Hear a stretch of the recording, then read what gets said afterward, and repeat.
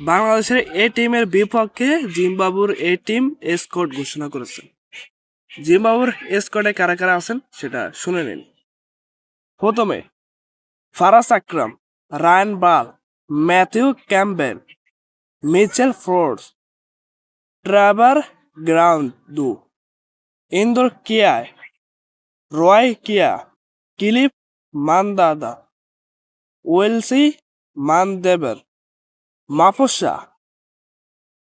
Marumani, Vincent Masekesa, ইন্দ্রেস মাসকুদু,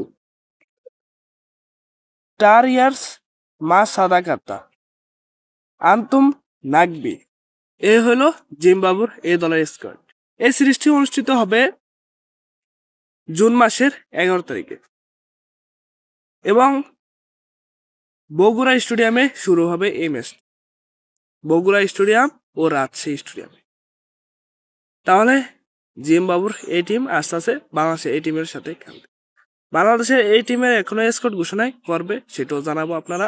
এবং এই স্কোয়াডের সাথে কি বাংলাদেশ জিততে পারবে? এই স্কোয়াডে কে কিরকম ভালো খেলে আমার ওইটা জানা নেই, তবে দু একটা প্লেয়ার জানি তারা দুর্দান্ত পারফরমেন্স করে। তাদের ভিতরে রানবাল অন্যতম সেরা খেলোয়াড়, তিনি ভালো খেলেন। আপনারা যদি জেনে থাকেন তাহলে বলতে পারেন যে কে ভালো খেলবে এই স্কোয়াডের ভিতরে, আমার কমেন্ট বক্সে জানিয়ে দিন।